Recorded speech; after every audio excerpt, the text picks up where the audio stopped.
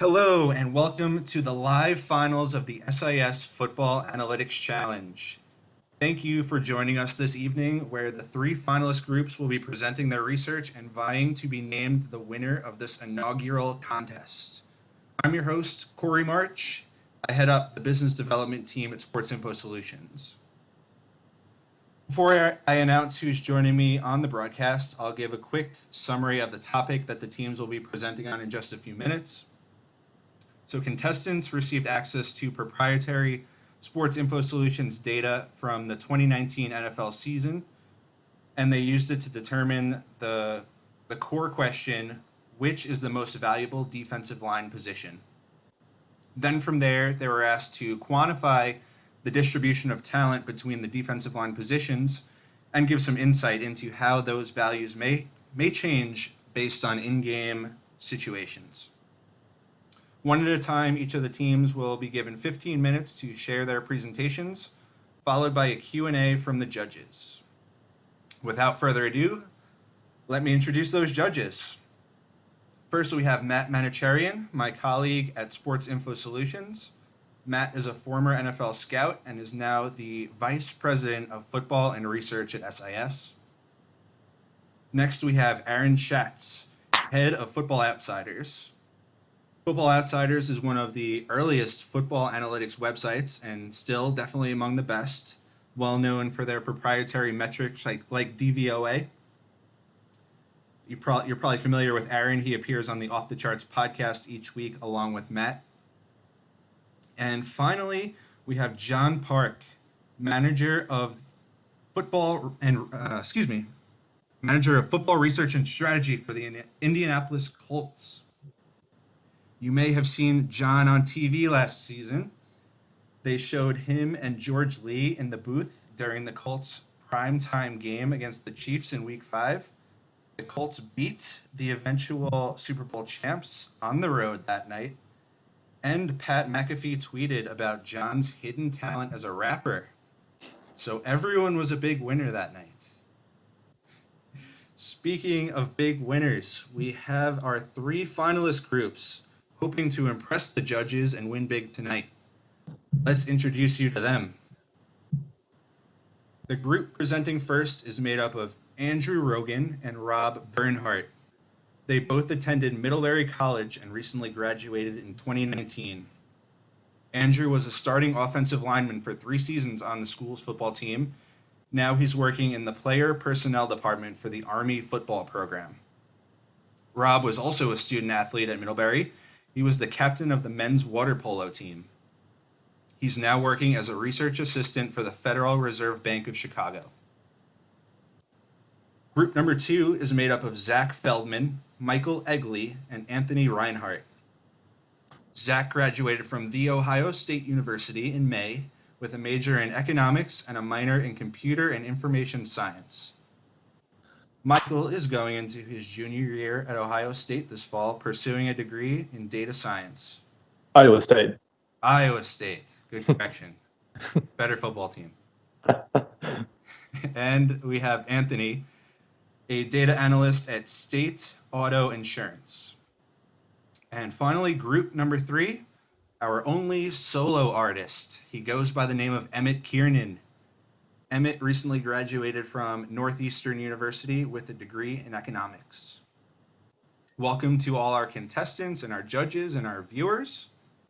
On that note, let's get the presentations underway with group number 1. Andrew or Rob will share their presentation, and once they start, they'll be given 15 minutes. All right, yeah, just ahead of time, I'm going to be giving the entire presentation just for the sake of time, and we ran through it before, so we should be all good to go technically. So let me know if you guys can see everything okay. Looks good. Everything's all right? All right, with that, let's get started. I'm Andrew Rogan. I'm presenting on behalf of myself and my partner, Robert Bernhardt. Our presentation is called Gap Responsible, Understanding Defensive Line Player Value by Addressing Play-Specific Context and Player Responsibility. Let's go. So let's dive in. So throughout our entire project, we really wanted to consider for 2 main important tenets, and we want to make sure that we accounted for those at every single step of the process. And the first one is what we're just loosely calling context. And we believe that context is critical in evaluating player effectiveness, and that player performance or effectiveness depends on many factors that need to be accounted for, such as situation. And when I say situation, I mean like down, distance, etc., where the play is taking place on the field, whether you're in the red zone, etc. Moving forward, diving a little deeper in the football is responsibility and assignment.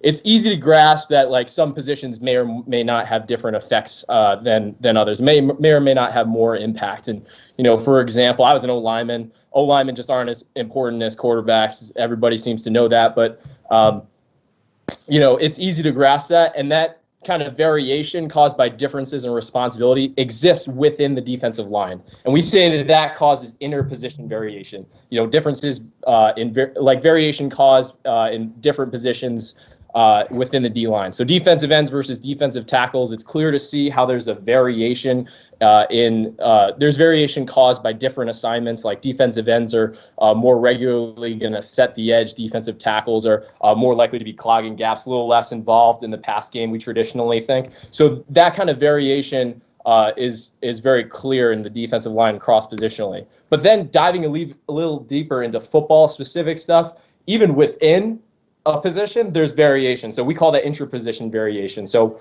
zero techniques, we traditionally think of them as odd front defenders. They're playing two gaps most likely. They're they can be either gap or player conscious, versus a one technique who's going to be a gap responsible player and probably going to be involved a little differently, a little more in the pass rush. So it's clear that even within positions, even within defensive ends and defensive tackles, there's going to be a variety of assignment, a variety of responsibility. So even deeper is what we call intra-player variation. My example here is Joey Bosa's 5 technique versus Joey Bosa's a 4 technique. Not every player lines up with the same technique every play. And it's reasonable to assume that they're not as effective at each position as they are at another, right? So Joey Bosa might be super effective as a 5, but as a 4, he might not be as effective. So we want to make sure that we account for that intra-player variation as well. And additionally, another factor that we want to make sure that we get in, we account for is proximity to the point of attack. On run point plays, it's pretty clear, it's pretty intuitive that players who are further away from the point of attack may have less of an impact than players who are much closer to that. And to get at this, to quantify this, we created this linear gap system. It's based off of your standardized alignment system. And what we did was we just put defensive linemen, we ordered them linearly and put the intended run gap on the same scale. So when you do this, you can just easily quantify the distance that a player is from the intended gap, right? So that's just an easy way for us to quantify and control for the fact that players may have different levels of responsibility within the same run play.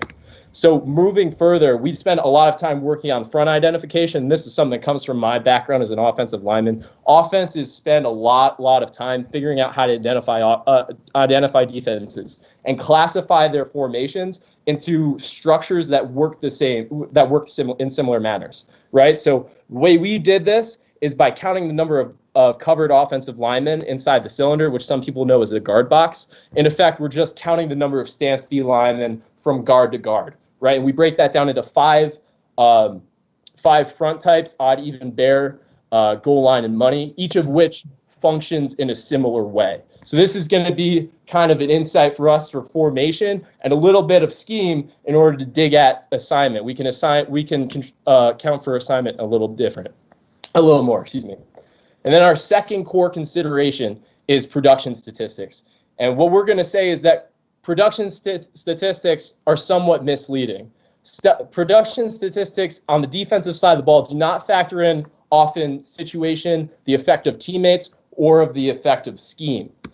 A play's most important player may often not record any statistics. And the first example I'm going to give you of this is, I hinted at before, is player control, right? When I'm talking about player control, I'm talking about odd front defenses where the defensive linemen are not gap conscious, they're player conscious, right? They are supposed to be using up the offensive linemen in order to protect their linebackers, right? So what happens? The linebackers are the ones who rack up stats. They rack up tackles for loss. They rack up sacks. They rack up all the tackles in the book, right?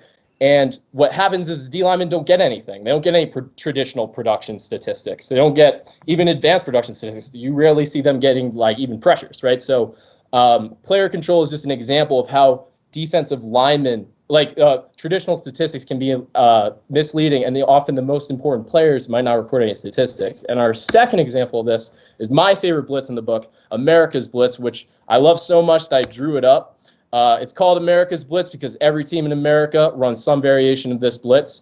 In the variation I've drawn up for you, we see the defense. The goal of the defense is to backdoor the slide by having one defensive player play over two gaps, the long slant 2 gaps away. Right here, you see the left side defensive end is long slanting the A gap. What this does is it delays the exchange between the tackle and the guard in order to free up the Mike and the outside linebacker to his side. What this results in is a 2-on-1 on the running back, resulting ultimately in a free rusher in an ideal world. So what does this mean? It means the outside linebackers, one of them gets a pressure, one gets a sack off of a free rush, effectively. And the defensive lineman who caused that, perhaps the most important player, gets nothing. They don't get any production statistics, right? So what do we need to account for? We need to account for players who might not be getting any production statistics, even though they're potentially the most important on the play, right? So how are we going to do this? The way we propose to do this is what we're calling our agnostic modeling approach. In this, we treat player evaluation through statistics as unknowable. In effect, we determine the value, in our case, in EPA per play, that a player brings solely by being on the field.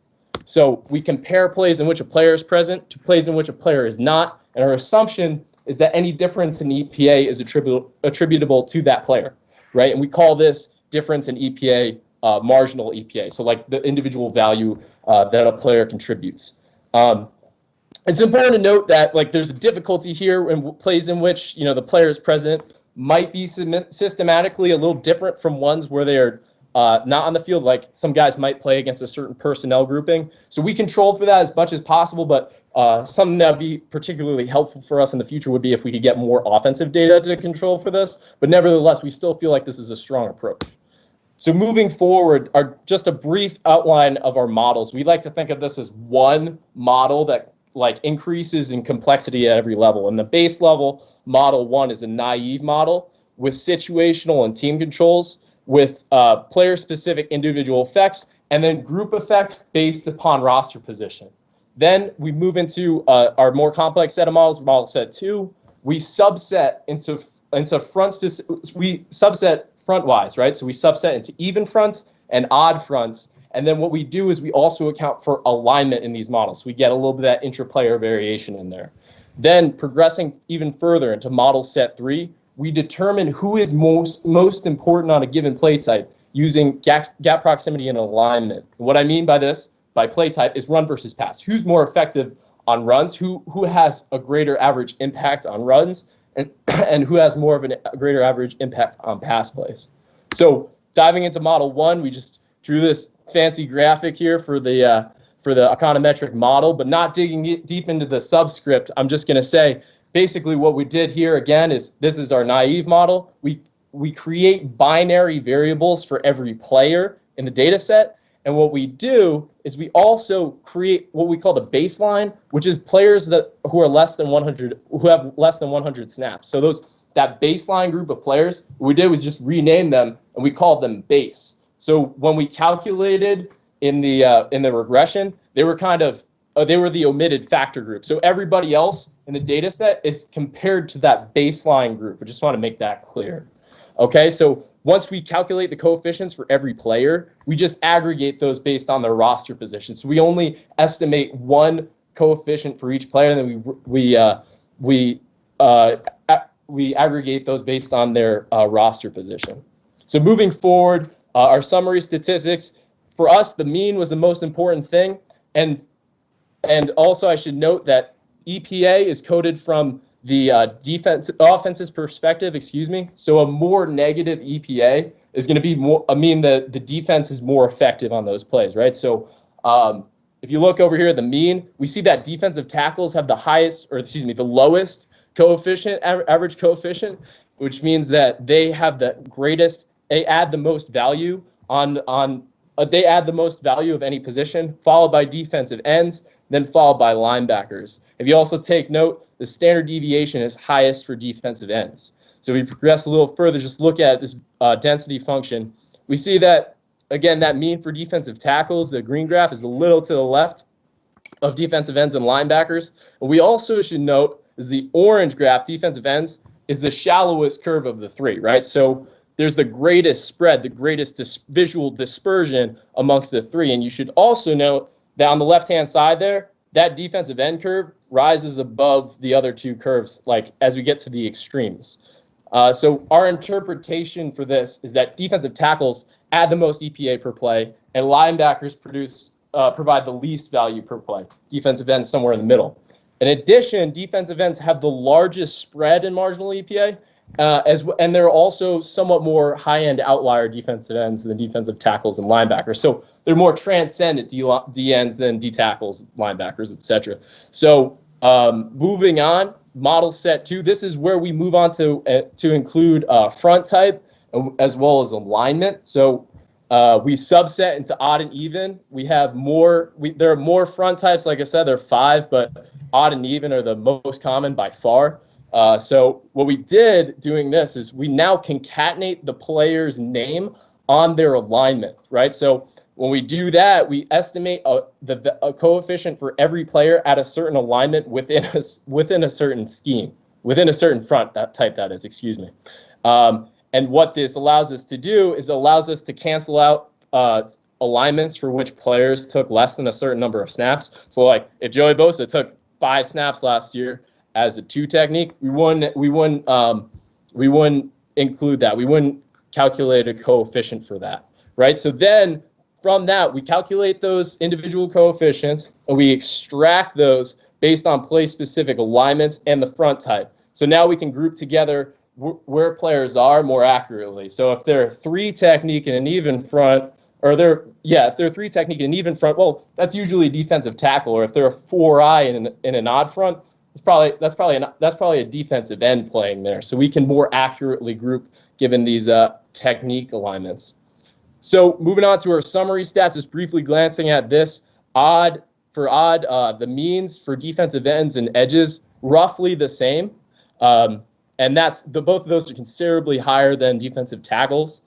The standard deviation for defensive ends is a little bit higher, and then for even, what we see is that defensive tackles create the most value, followed by defensive ends, followed by edges, and then followed by defensive ends. So look at the dispersions. The most important thing that I want to take note of here is that blue graph, that blue curve on both sides. We see is that edge defenders in both front types are the most clustered together. That's really important to note. So our interpretation of this model is that in odd fronts, defensive ends and edge defenders have similar average marginal EPAs. So they generate the most, both of those positions, and defensive tackles generate less value relative to those two. Edge defenders' talent is rather heavily clustered, and the other two are a little bit more widely dispersed.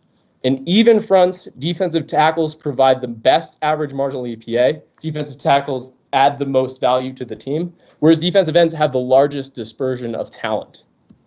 Model set 3, this is where we split into run and pass, right? So in this model, we're also introducing our gap proximity effect, right? The gaps away model, variable that I introduced before. Effectively, it just means that we're adding an interaction term on our player coefficients. So we still estimate our individual player coefficients. And then on top of that, we estimate the value of being further away or being closer to the ball, depending on which way you look at it. Then we extract based in the run model on roster position, that like breaking that further down into alignment and aggregating by alignment in that model. So would have been like a little too much, would have overcomplicated things way too much. And then in the passing model, we are aggregating based on alignment, like in the second set of models. So our summary statistic, this is a run play model. Defensive ends have the lowest average mean, generating most value, followed by defensive tackles, followed by linebackers. And then we see gaps away. Every single coefficient in the gaps away coefficients is positive, and that's important to note. The visualization, The biggest thing that stands out here, defensive tackles most closely clustered in the run play model. So moving on to the pass play set, right? Defensive ends have the greatest average EPA, or excuse me, have the greatest, add the most value on average. In addition, they're followed by defensive tackles and then followed by edge defenders. Defensive ends, again, also have the highest standard deviation. Let's look at that dispersion again. Most notable thing again, the most clustered position is the edges, and then defensive ends is the most spread out. So our interpretation for this, right? On run plays, defensive ends generate the highest average value, followed by defensive tackles and then edges. Linebackers have the highest dispersion of value. And then additionally, when it comes to our gaps away coefficient, we find that good players generate more value when closer to the intended gap, especially defensive tackles. And that's referring to that gaps away coefficient. Remember, I noted that all those were positive. That just means that as players get further away from the ball, they are the point of attack, they generate less value, and that effect is greatest for defensive tackles, which makes sense because those guys are a little slower and they're right in the mix. In pass plays, defensive ends provide the best average marginal EPA and dispersion, and linebackers provide the least value and also have the smallest dispersion. Conclusions. So our conclusions with regards to questions 1 and 2, marginal EPA is broadly comparable across positions, but it is dependent upon certain contextual factors. Defensive tackles generate higher value in even fronts, and defensive ends have superior marginal EPA in odd fronts. Defensive ends have the widest dispersion of talent in any front, basically. That was kind of a consistent finding. And top defensive ends generate more value versus their own peers than defensive tackles and linebackers, more transcendent players. For question 3, teams should consider the number of snaps that they run at each front in the roster construction process. Not every team runs the fronts at the same rate. Like, you might switch between even and odd fronts differently, and you should consider for that ratio in calculating how much resources you should attribute to each position. Above baseline players additionally generate more value when closest to the point of attack. This is strongest for defensive tackles and negligible for linebackers. So basically, the most important players, the players generating the most value, are the ones closest to the point of attack.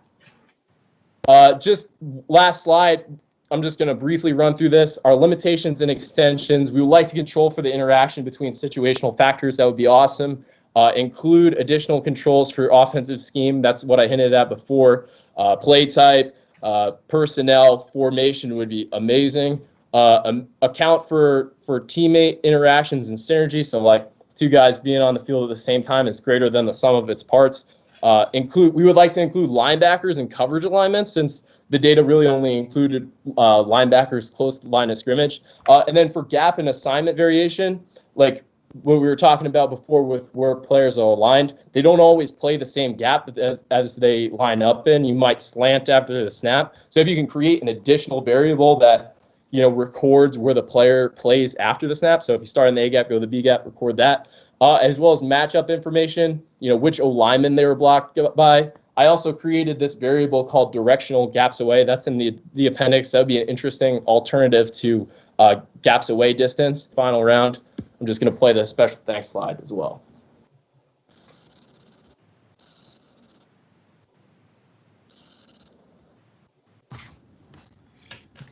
That was awesome. Thank you so much. I will get into it with the first question for you. And you mentioned this a little bit in your limitations, but I'm curious to how your approach accounts for teammate effects, and what sort of effects they might have had on your results. So if I'll get into this, so what we do is we do estimate coefficients for the on-field value for all players simultaneously. So in as much as we do that, we do control for teammate effects. What we were talking about specifically is the idea of certain synergies, so where the effect of player 1 being on the field and player 2 being on the field might add up to something greater than the individual effects. And so the extension would try and look at specifically if particular groups of players really mesh together well and have a combined performance. But we didn't have time to fully reckon with a model that includes that. Yeah, that would be tough, I think. But you're saying what you did do was accounting for whether or not players were on the field at the same time or whether one of them was on the field and one wasn't? Yeah. Yes. Yeah, we estimate all the coefficients simultaneously. Gotcha. Thanks. What we can't do is like estimate synergies, like Rob said. So like the synergistic effect of like Melvin Ingram and Joey Bosa being on the field at the same time.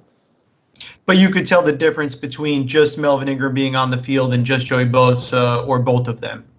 Exactly. Yep. Makes sense. Thank you. Aaron or John, did you guys have any questions? You stole my question. I was going to ask about the same thing. I got a question then while you think of another one, Aaron. You said a number of times that you considered context the plays and the proximity to the point of attack, and the guys who were closer to the point of attack have greater value. Given your emphasis on context, did you make any considerations for the fact that teams might be running the ball away from their best players? Yep. Yeah. That's kind of like something that when I presented this to Rob, like that was my initial idea. That was the first question he raised, and I raised two immediate things that I got from my experience playing O-line. Sorry to bring that fact up again. So basically, we played multiple teams where our goal was to run the ball at their best defensive lineman and not away from their best defensive lineman, right? One of the easiest things to do for a really good D lineman with really good getup is to trap him. Trapping him is great, right? And another thing you might want to do is consider is like, what if you're on the backside of a counter and you have a really good like one technique? Do you really want your center blocking the one technique who's a dog one-on-one? So I think that effect may exist, but I don't think it's as black and white as people think it might be, right? So, there's certainly plenty of times where people aren't intentionally running at the best player. If that makes any sense. Oh, it makes perfect sense. So I'm wondering if you took the extra step to quantitatively measure that instead of just kind of going off your personal experience. Yeah. So what we do exactly in the model is that we estimate two coefficients for every qualifying player, which is players with over this certain number of snaps to have a consistently large enough sample size. So we estimate the on-field coefficient, which is same as before, and then we also estimate an interaction where we look at the number of gaps away from the point of attack that each player lines up in. So we have, say, for Aaron Donald, who we talk about a lot because his name starts with A, so he's always at the top of our regressions.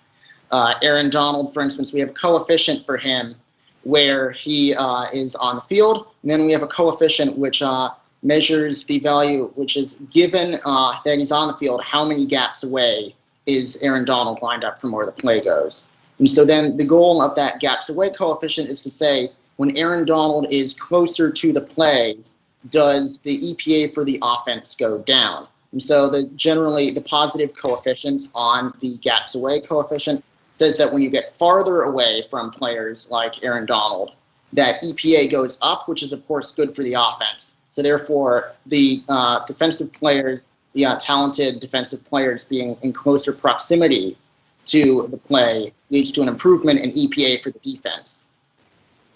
So quantitative double counting? Sorry, because with the agnostic modeling approach, I would think that you would want to kind of keep the gap distance out of it. Does that make sense to you? Yeah. I suppose it's not 100% agnostic, but it is in as much as we don't consider like a statistic, like a sack or anything. Right. And just record like a very baseline thing that can be measured for every player on every play. We sort of think of a way to sort of augment it while keeping true to the broad principle. Makes sense. I like your approach. Thank you. Awesome. Thank you. Just one more thing, and I'm sorry if this is a dumb question, but how is our positions defined? Did you define who's a defensive end, who's a defensive tackle, and who's an edge by how they're listed on rosters, or did you define it by where they line up specifically? We did that in two ways. So for our naive model, we did that based on roster position. And then in our technique-based models, we did that based upon their alignment and then the scheme type. And that was kind of what I was getting at before. Like, if you have a B gap defender, it might be unclear whether he's normally a D end or a D tackle. But if you can specify that he's an odd 4i, that's a guy who's normally a D end. So we classified by position and by front type. And then in the rare event that you have an odd 3 technique, normally an even 3 technique is a big boy. He's a big D tackle, right? If you, in the rare case that you have an odd D tackle who's a 3, he's probably going to be a D end. So we can consider for that too. And I have slides at the end if you want to see those as well. Yep. Now we got to keep it moving. Before we go on, I turn it back to Corey. Is it a fair kind of summary of your findings to say that in odd fronts, the nose is relatively less valuable, yet in evens, the defensive tackles become more valuable? Mm-hmm. Absolutely. Gotcha. Yeah. All right. Yeah. We ready to move on, judges? Yeah, let's do it. All right. Thanks, guys. Awesome stuff. Thank you. Thanks, everybody. Andrew, Rob, that was great stuff. Judges, thank you for your questions. We'll move things right along to group number 2 with Zach, Michael, and Anthony. You guys can take the screen and start your presentation whenever you're ready. All right.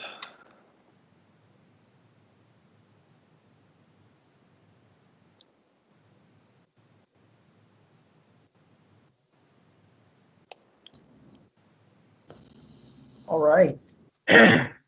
So I'm Anthony. I'm going to lead off the presentation.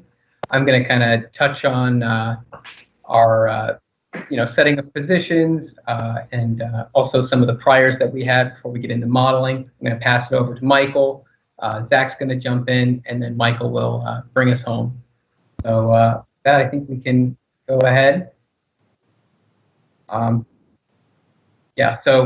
the problems that we're facing here, that prompts for the competition are, kind of all based in positions. So, the most important step, I think, is going to be to start by establishing some positions and, then go which positions are most valuable, what's the distribution of talent at those positions, and then, how does that change in different situations. So can go to the next slide, Michael. In terms of defining positions, our first kind of jump into that was to visualize how players are lining up on a given play. So we made this visualization to kind of get an idea of that. On the bottom, it shows the player technique that the player might be lined up at, showing the frequency with which a player at the bottom would line up at the same time as a player listed on the left side there on the y-axis. So, for example, if you're lined up as a 1 technique, you'll come out with a 3 technique on your opposite side, 75% of the plays that were listed in the data set. So one of the things that kind of gives you a sense of is the diagonal lines that are going from the upper left to the lower right, and to show splits that defenses typically take. There's obviously that big white space in the middle, that diagonal that shows, it's not different players that will line up right next to you. There's also a diagonal that goes from the lower left to the upper right that shows, the defense a lot of times line up symmetrically. I didn't really get a sense for before I looked at it. And then there's a lot of players that line up at a 3 technique. It's the most common alignment. So that if you line up at any position, it's very likely that you're going to look over and see a 3 technique on your opposite side. So we kind of took this and rolled it into positional cutoff on slide 4. So, we started by kind of looking at all the positions, and we decided that the off-ball technique, one that didn't have a direction, we didn't have an idea exactly of where that player was lining up. So as far as positional categories go, we threw those players. The next position next technique that made the most sense to categorize was outside players, players without a hand in the dirt, that are coming from the outside of the 9 technique generally. We put all those categories on edge, and then we kind of went inside out from there. We said that any player, that the 0 technique, 1 technique, kind of in the A gap area there, be a nose if there was no 3 technique. Anyone closer than a 3 technique on either side. These players are kind of out the time where they have A gap, B gap as well. Out there, the defensive tackle, or DT, as we're noting it there, is a player inside of 4 technique, not a nose. A lot of times, help. A player space nose does, but you have a little more of an oppression capacity, and then everything left a defensive end. Players generally be outside shoulder tackle, but have hands. Those are kind of decided on. Alignment would dictate our position more than anything else, and that went there. So I can start after we establish the position. Kind of. Hey, Anthony, I'm sorry. I think your audio is having a little bit of troubles. Is it possible to check in on that, or maybe have one of your teammates pick up and try to narrate these slides? We're not hearing you very well. Okay. Let me see. Yeah, you sound better now, honestly. Yeah. If you want me to keep going then? Yeah, that's better. Okay, sure. So, we started with a prior for our most valuable positions, where we kind of expected edge, the players that are standing up on the outside, to be the most valuable in the passing game. Also these players are, a little more versatile than their colleagues who are going to be with their hand in the dirt. So these players also can drop into coverage if need be. The next most valuable player that we thought we might see is the nose. Like I said, these are players that are going to be kind of out on an island without a ton of help. So, we figured maybe they would need to be more talented players. After that, defensive end, these are players that are going to be close to the edge but have their hand in the dirt, obviously, so not quite as versatile. And also because they're so far on the outside of the tackle, they may not have the same opportunity to help in the run game. And then last on the list, defensive tackles, since they're so much interior linemen and maybe not having the same effect as pass rushers, as players that are to the outside of them, or have as much responsibility in run support and nose. Going on to the next one then. So to kind of establish some priors for the distribution of talent, we joined the players who played these positions the most, that had more than 50 snaps, to their Madden ratings from week 9 of last season, so right before the data from the competition started. The big takeaway here that we had was the nose group, where it's kind of a skinnier distribution, suggesting that maybe there's a higher ceiling and lower floor for these players, and that they just need to be good enough to take up space and not necessarily be the primary playmakers on the defensive line. And then our last prior for the situational prompt was, we figured that players that are going to be mostly pass rushers on the outside are going to affect the passing game more, which should make them more valuable in the passing game and have more of an impact there. And then in shorter goal line situations, we'd expect that interior linemen, like the defensive tackles and nose tackles, that we grouping to establish, are going to be more valuable in the running game. So with that, I'll hand it over to Michael, and he can talk about how we actually attack these problems after we kind of carved out our priors. Yeah, so now moving into our models, first we have a pair of generalized additive models to attempt to quantify how much each player individually impacts the outcome of the play based on its EPA. We used separate models for rushing and passing, since positions can have different roles on different plays. The passing model includes pressures, sacks, interceptions, forced and recovered fumbles, and pass breakups. The rushing model includes unforced and forced and recovered fumbles, solo and assisted tackles, whether the runner used the designed run gap, and if the defender filled the gap that the runner used. So next we have a mixed effects model that we made to calculate the individual EPA random intercepts for each position. And we interpreted the intercept as the position's overall value. So on the right side of the screen, you can see the model's results. So the differences between the positions' intercepts are small, but they're noticeable. Edge rushers had the most value since negative EPA is better for a defense, and they're followed by defensive ends, defensive tackles, and nose guards. And now I'm going to pass it off to Zach for more information on the models that we used. Yeah, so the revisiting that third question regarding different situations where positions can kind of change their values, we really wanted to key in on rushing the passer. We know that just based on the effectiveness of the pass game kind of increasing recently, and also just the volume at which teams are passing, we know that it's a very valuable part of the game, and it's really how teams are kind of building from the ground up now. So we know that turnovers, especially for individual players, are going to be very random. So the first thing we thought of looking at is sacks, but we also have kind of learned more recently over the past couple of years through other analysis that sacks, kind of apart from QB pressures, are going to be pretty random as well. It's something that we still wanted to model just to kind of test that prior and see if any of the redefined positions that we came up with kind of showed any signal there. So it was a similar model to the one that I'll explain on the next slide, but basically, we didn't find anything different than what we already knew. If a player got a pressure on the play, it didn't really matter either how good they were or what position they were playing on that play. It was pretty random from going from pressure to if they got a sack. So that kind of led us only just modeling for generating a pressure on a specific play.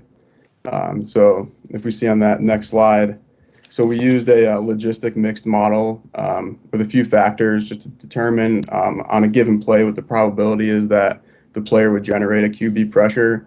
And we know that even if the player doesn't get the sack from the pressure, that quarterback play under pressure is less stable and overall worse.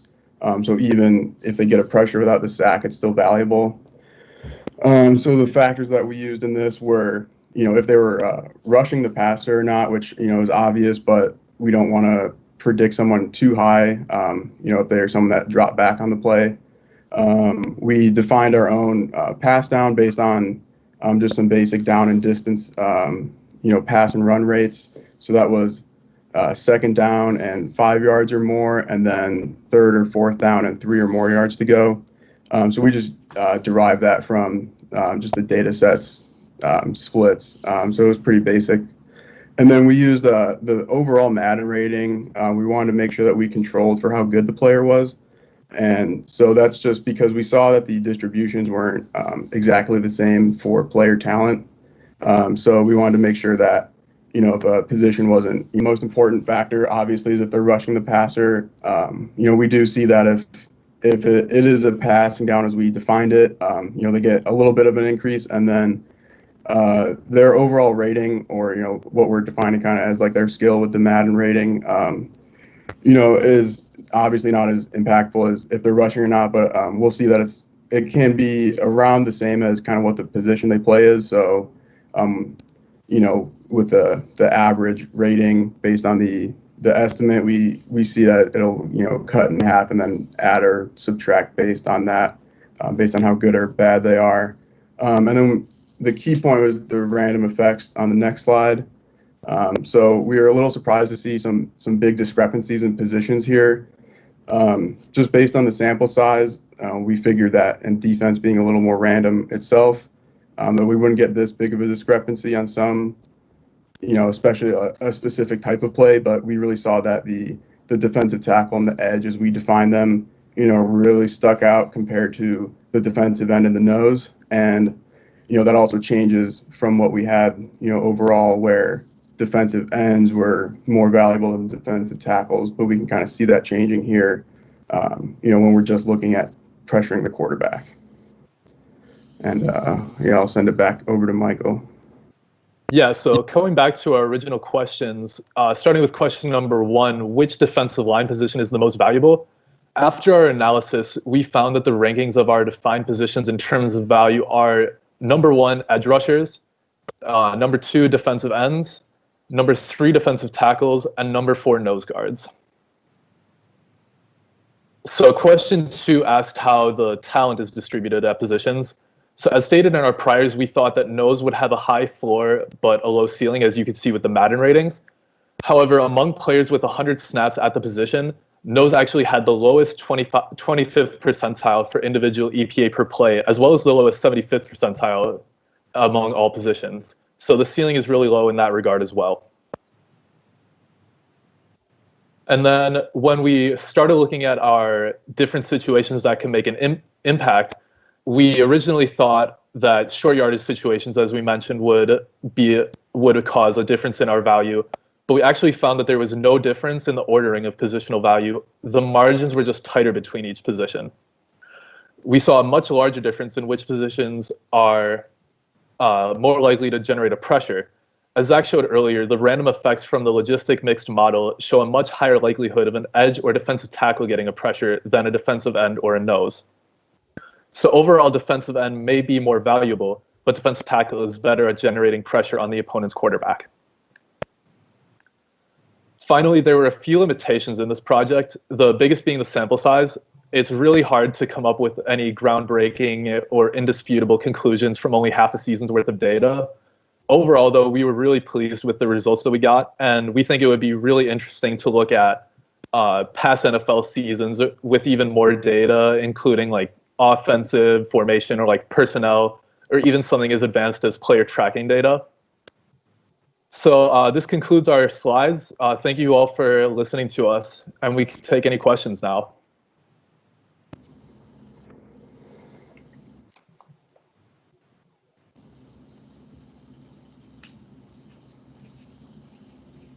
That's awesome stuff. Great job, guys. Great job. Sorry, I'm getting dark here over in Pennsylvania where I am. I don't want to steal questions from the other judges. Aaron or John, did you guys have anything you wanted to ask about? All right, I'll start it off. My biggest question was about the Madden ratings. And obviously, I've been in situations where you're looking for alternate data to complement what you're given, and I see what you guys did there, and I get it. But two questions related to that. Number one, what are the shortcomings that you could see from using the Madden ratings? And then number two, I'm wondering if when you did the mixed effects model, if you looked at it without the Madden ratings and what sort of results you got without that effect being mixed into there.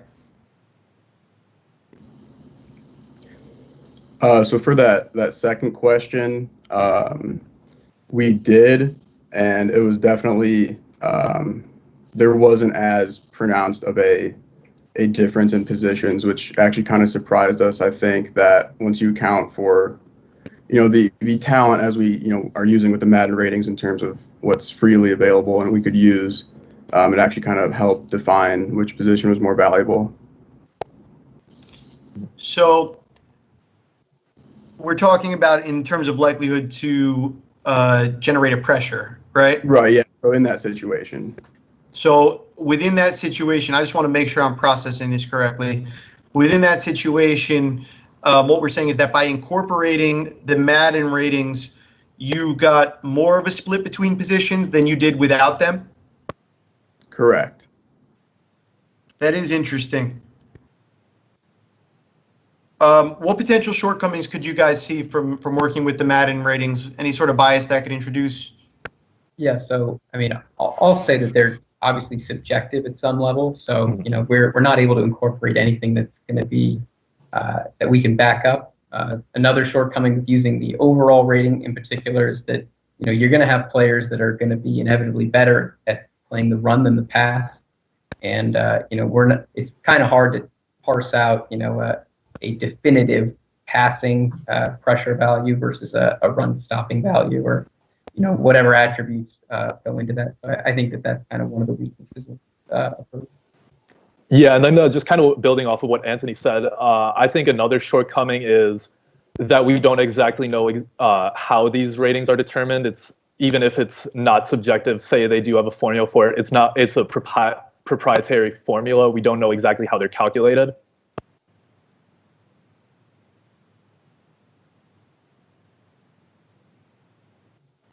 Other judges, did you guys have any questions you wanted to address?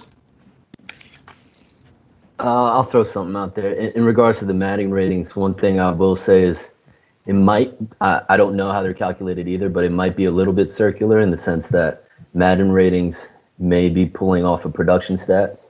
So if you're using a rating that differentiates the players based off of measurable production, if you build the model off of those ratings, then it'll be a clear indicator of what you're measuring on the back end. So that's just a thought without knowing anything about Madden ratings. Yeah, that's why we used them like going into when the data started, just so we didn't get we could avoid that kind of as much as possible, but still get as up to date with how they were performing.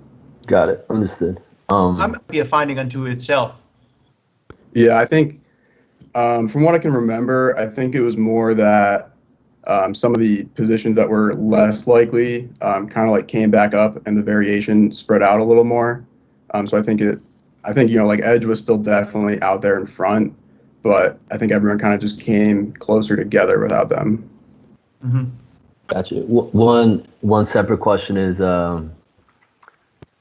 given the fact that some interior guys garner more double teams and potentially generate one-on-ones on the edge and give other guys pressures, and I know you guys had a limited data set, partial season, only a piece of the field. Given what you had, how do you think you could capture that effect? So I think like the definition of position will help at least a little bit, just because we defined it at the play level based on not only what technique they were in, but what their teammates were in as well, like to the left and to the right of them. So I think that helps it a little bit, but that's probably like the extent of what we had to help with that. Good stuff. All right, thank you guys. Thank you. We got a close race so far. Cool. Good job, guys. Thank you. All right, thank you all. Anthony, Michael, Zach, good job all around. We'll keep it rolling with Emmett Kiernan, our final presentation of the night. Hey guys, one quick thing just for Corey before I get started. I might not be able to see that 5-minute sign you hold up if I'm in present mode, so feel free just to interrupt me if I'm getting close. Hopefully I'm not going to be pushing the limit, but you never know. All right, thanks, Emmett. All right, here we go.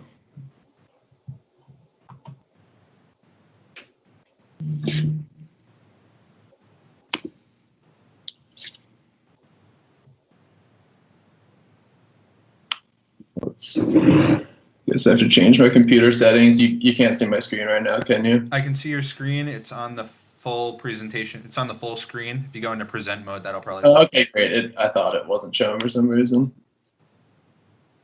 All right, so my name's Emmett Kiernan. I just finished my master's degree at Northeastern, and I actually played defensive line, but I'm not going to get too much into that because my career was cut short and wasn't that great to begin with. But in the third game of my junior season, I blew out my knee on a punt return. I was down covering the punt, and after that, it was basically a career-ending injury. So I started to get more into sports analytics and really learning to code in R and Python. And the biggest project I've done so far would be the 2019 Kaggle Big Data Bowl, where me and my teammates ended up doing pretty well using a neural network and XGBoost, like GBM technically, but extreme gradient boosting, an ensemble model. And we ended up finishing in the 97th percentile.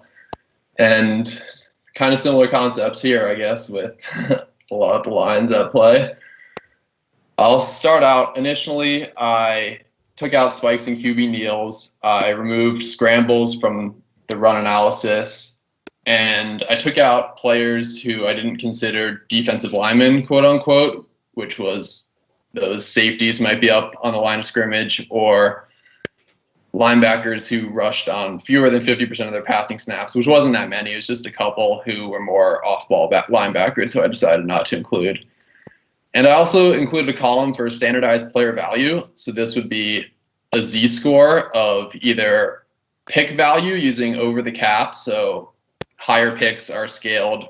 It's not linear, just straight through 1, 2, 3, 4, 5, 6. The higher picks are valued more. And then for players who were not on their rookie contract anymore. So first 4 seasons and 5 for first round picks, I used average salary data. So with the ZScore, a value of 1 is 1 standard deviation above the mean of all players. And for position definitions, I used k-means clustering on all of their technique alignments, both for run and pass snaps. So I set it up to do 3 different clusters, which was edge, tackle, and nose. And the SIS data really helped here because defensive tackle, defensive end, linebacker can be pretty vague with different schemes. For example, a player like Cam Hayward, who I think is listed as a defensive end, is much different than he plays a lot of 5 technique, 3-4. That's a much different player than a traditional pass rushing edge. And he's a lot closer to a guy like DeForest Buckner, who's listed as a D tackle.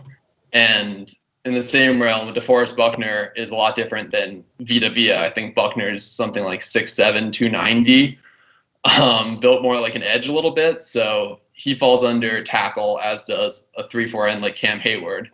And then guys like Vita Vea, Kenny Clark, Javon Hargrave, they are noses. And a lot of times you think of nose as only in a 3-4, but also in a 4-3, a lot of times there'll be 2 tackles and one will be playing the tackle and one is the nose.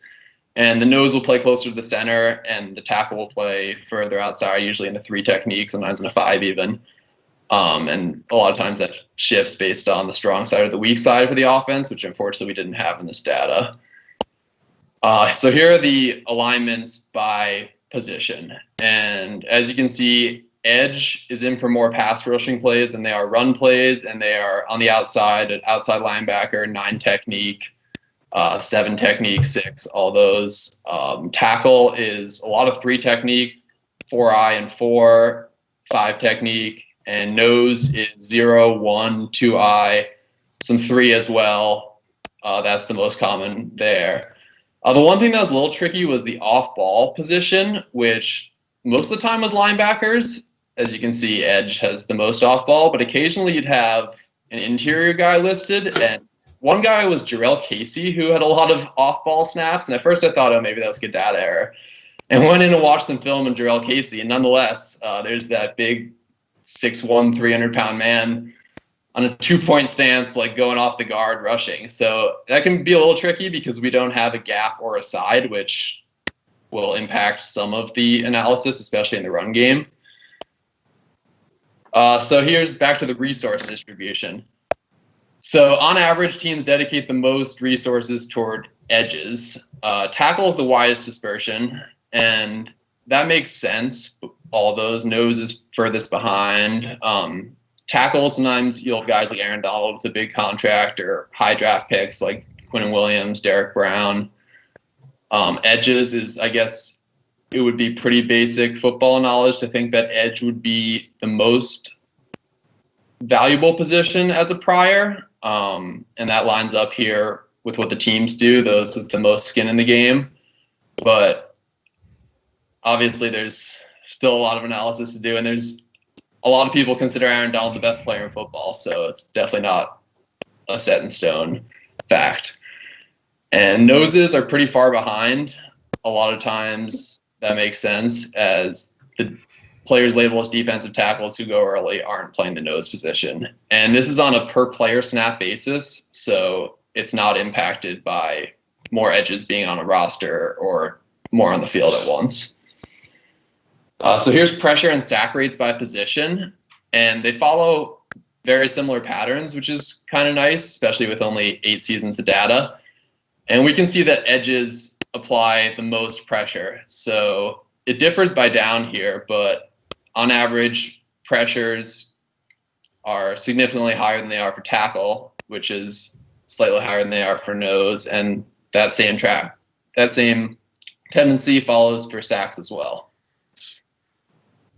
So the first model that I'm going to use is the only model I'm using to evaluate pass impact, which I'm focusing just on pressures here, and it's a Logit mixed effects model, kind of like what Zach and AJ and Michael used, and only passing plays where the player is rushing are included. So the formula is pressure And then down I did as a factor because, as we saw before, it's not linear how down impacts it. Distance, technique, and then the random effects for each player. So the partial pooling component of mixed effects is really nice for players with different sample sizes because you don't have to necessarily define cutoffs, and it gives you more credit for being able to create pressure as your intercept if you have a higher sample size. And I'm using just pressures, not sacks, because Zach and that group got into that pretty well, but Timo Risk, aka Moo on Twitter, has shown that turning pressures into sacks is not a repeatable skill. And I focused on pressures, and we looked at sacks too before, rather than just dividing up EPA, because I want stats that tell us about the future and not necessarily just about the past. And that way we can avoid outcome bias. Because if a player gets a strip sack that gets recovered in the other team's territory, or you have a pressure that leads to a pick six, obviously that's great for that game, and that player did cause that impact, but it's not necessarily that much more likely that they are gonna do that again. So even if that pressure or that sack caused 10 times the impact, 15 times the impact, especially going off of BPA, a very small amount of plays will impact the average, because a pick six or a fumble in the other team's territory changes the EPA a lot. So I wanted metrics that tell us more about what might happen in the future, because front offices or whoever is interested in evaluating defensive linemen cares more about the future than the past. And I did not control for air yards due to potential reverse causality, which if you have a pressure might be less air yards. There's some limits there, because if a quarterback is throwing a deep pass, there might be more time for the pressure, and they might be waiting longer in order just to make sure that that guy gets open just in time. But due to potential issues, I left that out for now. So here's the distribution of the intercepts. I converted it to pressures over expectation out of the odds ratio, which I'm not going to get into that calculation right now. But all three had pretty similar distributions. Edge had slightly higher of a mean, and this is while controlling for technique, keep in mind. So if there's an edge who's inside of a 5 technique this play versus a tackle, they have pretty similar results, but the edge is a little bit higher with the mean.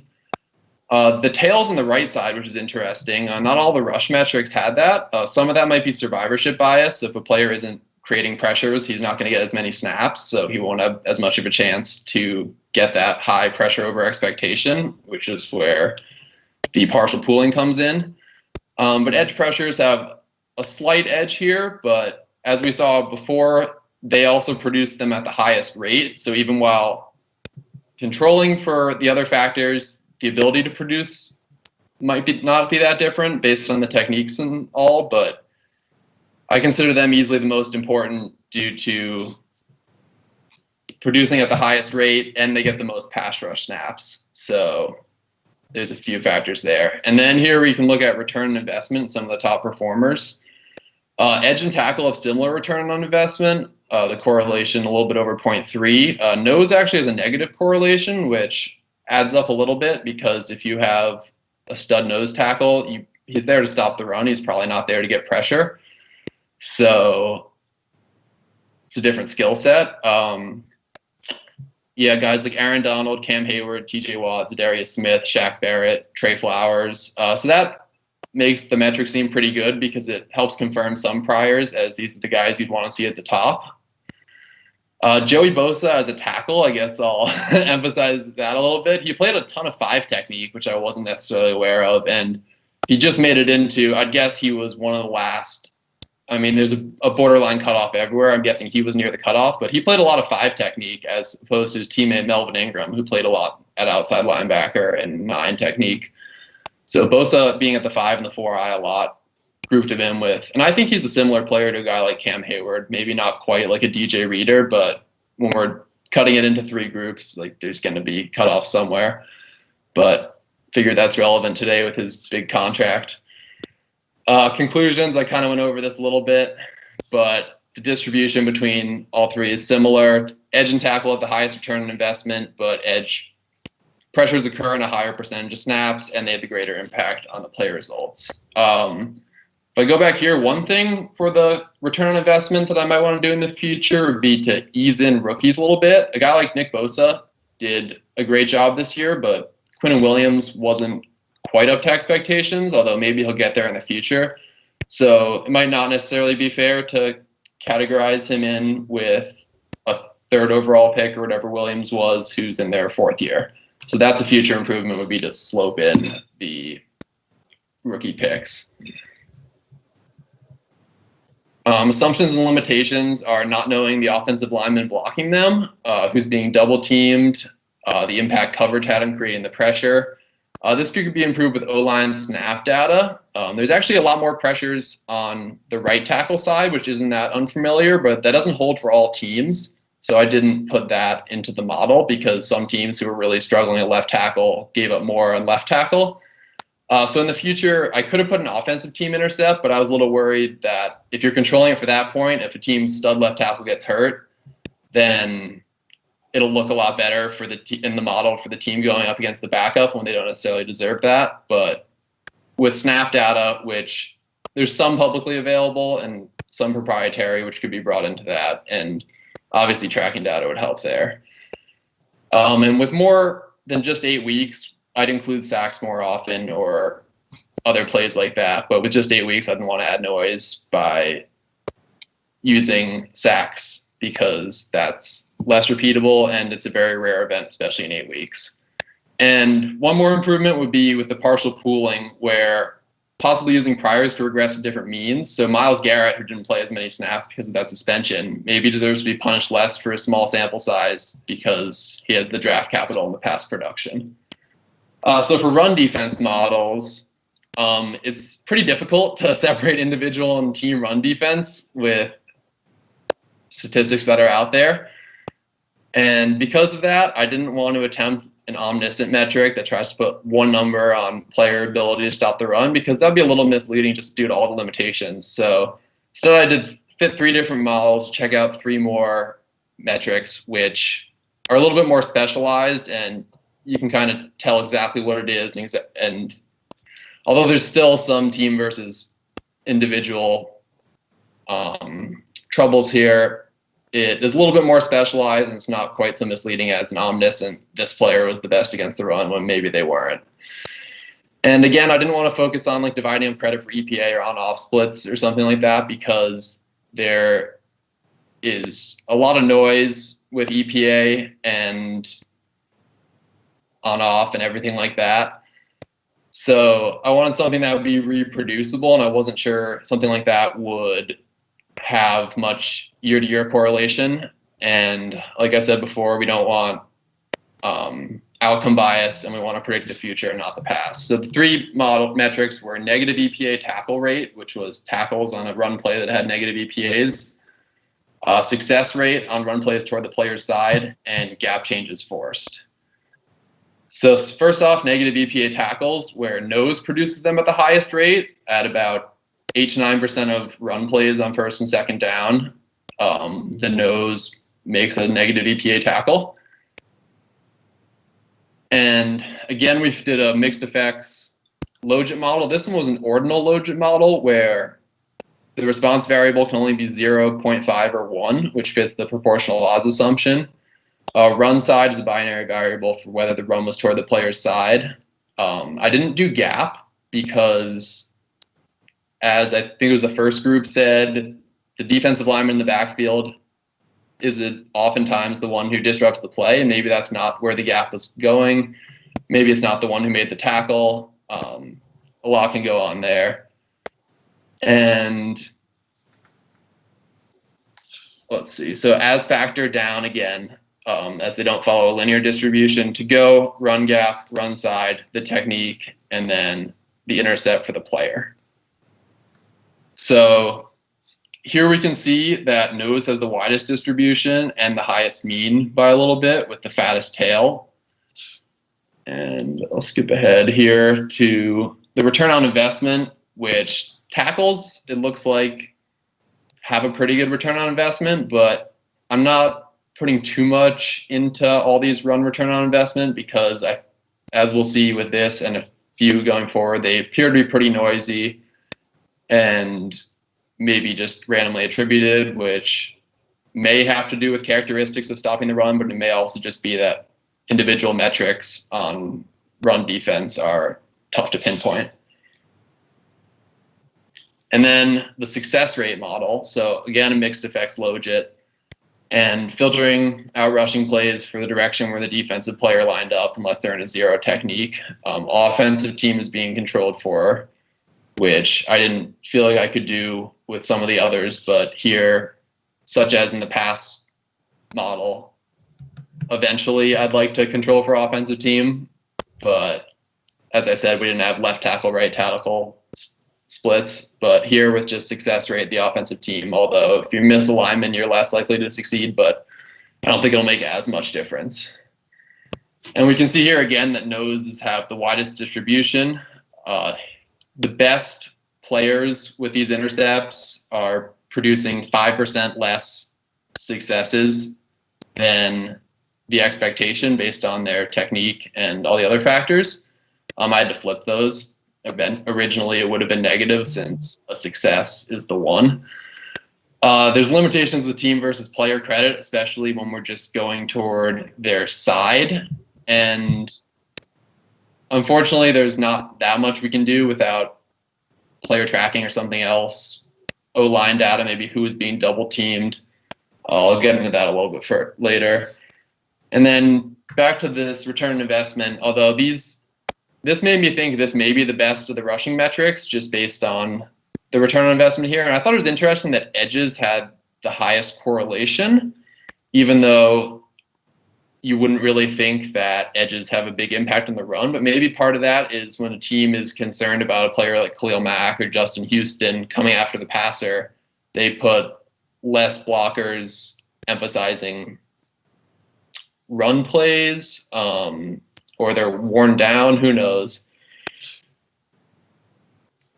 And here's the gap changes force models. So runs through the non-designated gap had a lower success rate by a pretty significant amount, 39.5% versus 45%, and also at a lower EPA by negative 0.06.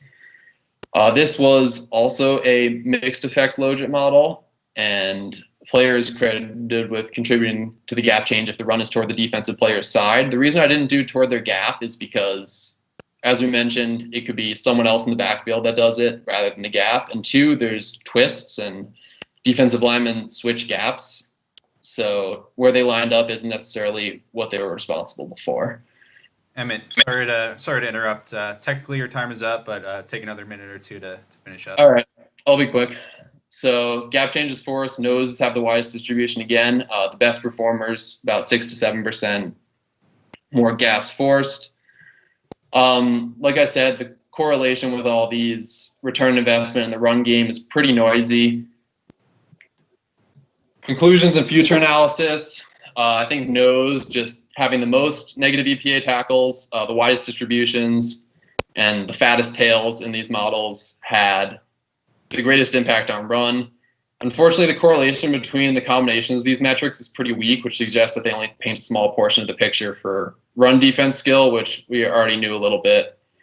With more seasons of data, we calculate year-to-year stability, as with correlations with PFF grades or another subjective measure on run defense or something else that we had to access run defense. And tracking data or even just info and double teams would allow for more accurate separation between team versus individual. Something with tracking data would be like the Zoo's big datable winning solution, which was just for the frame at handoff. It told you likelihood of success for a run, but if you had that at every frame, you could see how that changes as different defensive players move. And another tracking data thing that I find really interesting for potential future analysis is something called ghosting, which is in basketball and soccer, where they use deep imitation learning to create like a league average player. So if a running back had some crazy like bounce off outside the tackle, you could use a ghosting running back instead of that running back and kind of see where they would have gone. And another step further from that would be, rather than just doing the one league average ghost, would be to use simulations, where if you think in video games, if you're playing against the computer reacts to where the players are based on, I'm guessing, some sort of like spatial optimization function, maybe with some sort of data similar to ghosting. But you could simulate different running back runs using slightly different pulls from a distribution to see how maybe the defense would have performed in a larger sample to avoid some outcome bias. And then the final conclusions, edge is the most valuable defensive position. It's a passing league, and edge clearly held all the advantages when it comes to defending the pass. While I consider nose to have the greatest impact on the run, I would still say tackle is the second most important, because one, the pass game is more important, and two, their return on investment is greater than that for noses. The nature of distribution is that nose has the widest distribution, which was interesting, and tackle and edge have pretty similar across the board. In which in-game or roster construction scenarios that differ, tackles cost less than edges, so maybe if you don't have the resources to get a top edge, you could go with a top tackle instead, whether it's draft pick or cap space. And in a situation where you need to prioritize the run in game, nose could be the most important. However, I don't consider that situation very often, as would most analytics people. And that's all I got.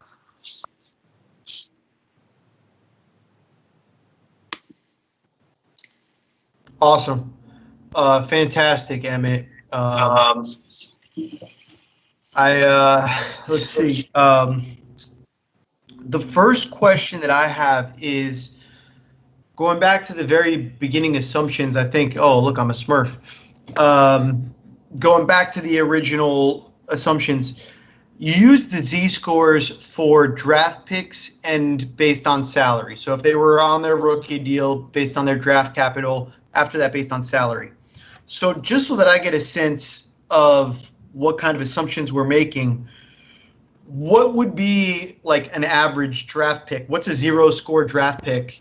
And what's a zero Z-score draft pick? And what's a zero Z-score salary? Is it like a $5 million player and a fourth round pick? I don't remember that off the top of my head. I could access that real quick though. Let's see. So a zero Z-score. I'm looking for approximations just to get an idea.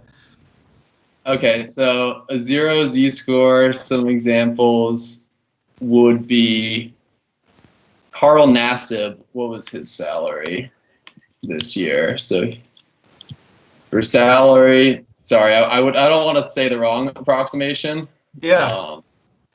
And so it's by position. That's why you're looking at Nassib specifically? No, I grouped them all together. So it's overall. Yeah. Okay. So a $5 million quarterback and a $5 million defensive tackle. No, I just the defensive lineman.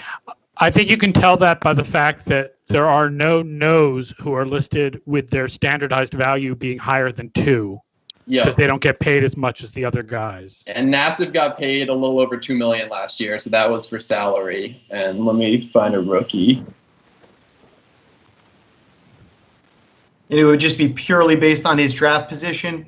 No, that Nassib was salary because he. I'm talking about for the rookie. Oh, sorry. Nassib was drafted in 2016. So Nassib, round quick.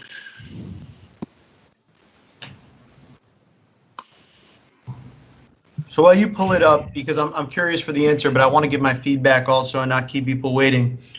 My thought is that usually when I consider analysis that involves salary data, I'm considering a replacement level as opposed to a versus average. And a Z-score by definition is going to be a versus average sort of thing. So I wonder how the analysis would look if you had set replacement level as a Z-score of -1, for example, and keeping everything else the same. I wonder what that does to our results. Yeah, and just to go back, it looks like a zero Z-score salary would be a little over $1 million, which makes sense because there's a lot of undrafted and players on lesser contracts. To answer your question, I think that it would look, the correlations would look pretty similar because I think it would just kind of be switching the scale instead of zero from the average. So I think the correlations would look pretty similar, but in terms of interpretation, if we were actually going through the trade-off of you get this % more negative EPA tackles if you invest this much more draft picks, that would be a little bit different, but I didn't quite get to explain things that way. So for future analysis, it could be framed like that if we were really to go to a causal situation. It might have made the ROI section a little bit more robust in terms of that. But it's helpful to understand, I think, in general, when we say, because you assign rookie contract players versus veteran players, you kind of put them on the same Z-score scale. It's helpful to understand what that scale is exactly, and it's fairly intuitive, I think. Would I be correct in interpreting the sort of results of this as almost being, to borrow a phrase from Twitter, nose tackles don't matter? Because of the fact that on the pass rush model, the correlation between their value, how much they're paid or how much draft value used on them and how productive they are is actually negative. And on 2 of the 3 run things that you did, the correlation was pretty much non-existent. Yeah, I'd agree with that statement, especially given what we've seen. Although, just based on how limited, I guess, individual run defense is through statistics, I wouldn't want to necessarily write that in stone, but at least based on the return on investment, I'd say that at that point it doesn't matter. Well, yeah. Or at least you can get nose tackle production from anywhere. Although I'm not sure I'd necessarily go with the statement that nose tackles don't matter, but I love the diplomacy. He's not saying nose tackles don't matter. He's saying he can't quantify how valuable they are. Yeah, there we go.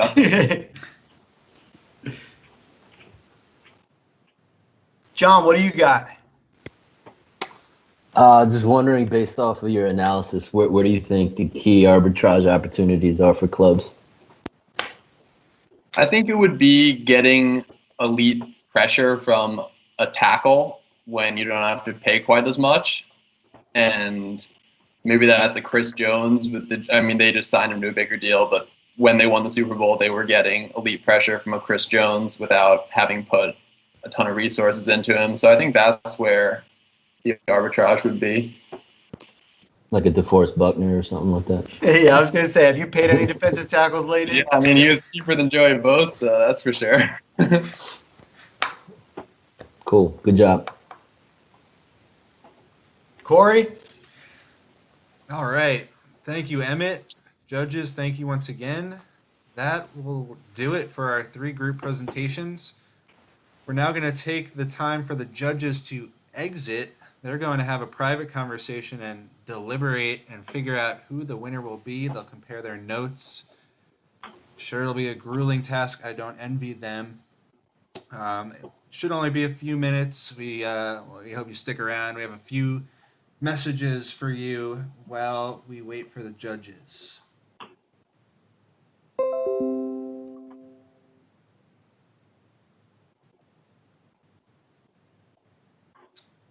First, the motivation behind this whole event and the most important aspect to us was the charitable donation. It's not too late to donate at the GoFundMe link you see on your screen. We have already received 133 donations, totaling over $3,300 that will all go to the United Negro College Fund. We're thrilled by these results so far. As you can see, our original goal was $1,000. We had 34 research submissions, so that means somewhere around 100 non-participants donated, which is amazing. So on behalf of the entire team at SIS, thank you to everybody who donated. The GoFundMe campaign will remain open for donations through the end of the week. Next, the SIS Data Hub Pro. If you're watching this stream, you would definitely love it. This tool gives you unprecedented access to game, split, and season level data from Sports Info Solutions. It includes data from every NFL game dating back to 2016, and there's a college football version that includes every FBS game back to 2016 as well. There are dozens of filters that can be used in any combination. This page here is the NFL player passing leaderboards. There are also team leaderboards and sections for every area of the game: passing, rushing, receiving, pass rush, pass defense, and more. Every section has a unique set of advanced filters.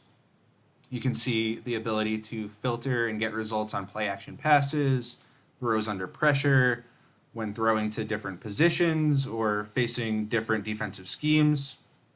It's easy to use, and there's a lot more than what you see here, including the ability to export all of your results to CSV. I would highly recommend anybody to sign up for a free trial that hasn't already done so. As a little bonus, the victor or the victors of the contest will receive a free 1-year subscription to the SIS Data Hub Pro, so congratulations to our eventual winner. While you're here watching this stream, subscribe to our YouTube channel. We have a talented team of scouts and producers that started putting together videos a few months ago. Special shout out to Nathan Cooper, John Todd, and Noah Gatzik. You all probably know our annual SIS Football Rookie Handbook. Well, we've been doing a video series that expands on the player profiles that you'll find in the book, and it breaks down film to show their strengths and weaknesses. We even started going into some prospects for next year's draft. These are good for any big football fans, pro or college. Last but not least, we invite you to sign up for our SIS football mailing list. We'll message you about any big company announcements or promotions, but the main thing is the weekly newsletter we send out throughout the football season. I'll be the first person to tell you how good the newsletter is, since I write a fair amount of it. But we've heard from other people too that they like it. Last season we did route tree comparisons between teammates Tyler Lockett and DK Metcalf. We did the same thing for Mike Evans and Chris Godwin. We did a weekly burn report examining which corners got beat the worst that week and which receivers put up the biggest numbers against them. We cover a lot of fantasy football angles in there too, using advanced stats. So go to the Sports Info Solutions website to sign up at the blue bar on the bottom. That does it for our messaging. I'll leave it here to rest until our judges come back with their decision. Feel free to grab a snack, get up and stretch your legs. We'll be back with those results any moment.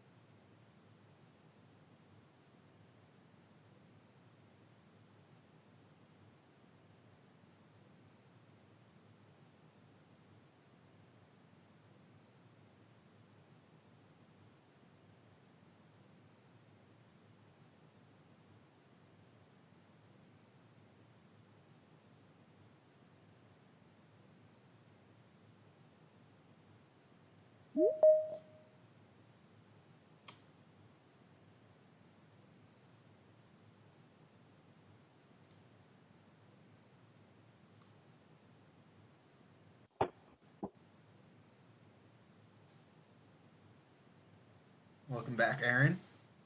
Hello, I'm back. Looks like we've got Matt. Soon to be followed by other people. We're back. Welcome. We had a heated discussion. Can't wait to hear about it. I don't know if John's going to make it back. He was pretty Heated.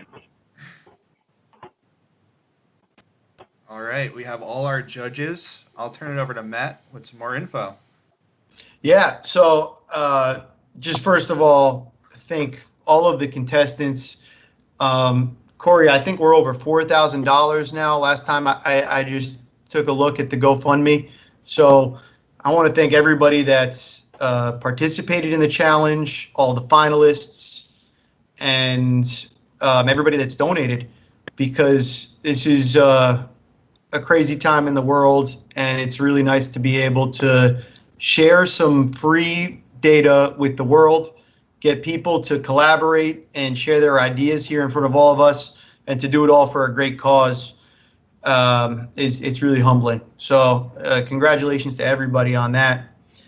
And without further ado, we'll each give feedback to the finalists. One of the judges will give feedback to each of the finalists, and then once we finish that up, I will announce the winner. So first up, we'll go group number one. We'll do them right in order. So I think, John, you had the feedback for group one. Yep, Andrew and Rob, great job. I thought right from the start, the strength of your project was the depths and lengths you guys went to incorporate football-specific knowledge, probably due to, Andrew, your extensive career playing college football and incorporating front identification and just the considerations that someone who hadn't played football probably wouldn't have done, and also the lengths you went to make your model agnostic and your logic in terms of how you deployed that, and just it was really comprehensive and very thorough. So good job. Aaron has the feedback on group two. Yeah, I think our favorite thing about group two, we really loved the defining of the positions that you guys did with the DL technique correlation matrix. Like that itself was just on its own was really interesting. Also, the way that you defined what counts as a passing down by looking at the pass data was good. And just there's a lot of really good stuff in here. Using the Madden ratings was certainly interesting as an interesting way to get a subjective value on the player. In group three, the thing that I loved the most was something right at the front of your presentation, which was the really great clustering that you guys did that you did, Emmett, to really understand which position should be classified as what, because I thought that was one of the really key problems that was presented here. It's so simple to think, okay, we're trying to figure out what the most important position is, but what is each position? And I was really compelled by the way that you approached it, and with the results that you got, I thought they fit into really intuitive groups. So both from an analytical perspective and from a football perspective, I really liked the way that added up. Then I thought your models were excellent. I thought you used the mixed modeling approach in a really intelligent way. And you thought hard about where you wanted to fit things and where you didn't. And where I might disagree with you about your use of choosing a gap versus a side of the field to use in your mixed effects model, I thought that you made a compelling point for why you made every decision that you made. And I thought that your ROI stuff was really interesting too, because you not only took it from the extent of what do I think is the most important position on a down-to-down basis, but you also were able to extend that to where should we invest our resources. And when John challenged you with a question, for example, about where you see the market inefficiencies, you were right on top of it, and you know exactly where you wanted to go with that. So I was really impressed with that. So without further ado, each of the three groups, you guys were absolutely outstanding, and we're very thankful to all of the people that participated. Alex Vigderman wrote a really great piece you can find on Sports Info Solutions blog that talks about all of the submissions that we had. But there's only going to be one winner, And so the winner, who will be appearing on the Off the Charts Football podcast and who will be receiving a free year of the Data Hub Pro, is Emmett Kiernan. Congratulations, Emmett. Congratulations, man. Congrats, Emmett. Thanks, guys. I really appreciate it. And both other teams had incredible submissions, and even the other ones who didn't make the finals, there was some incredible stuff. So I really appreciate it. Fantastic stuff all around. We'll be in touch with each of the teams. Corey, anything you want to say to wrap up? No, I think you did a great job of summarizing everything. Great job to everybody. Can't overstate that. Emmett, congratulations.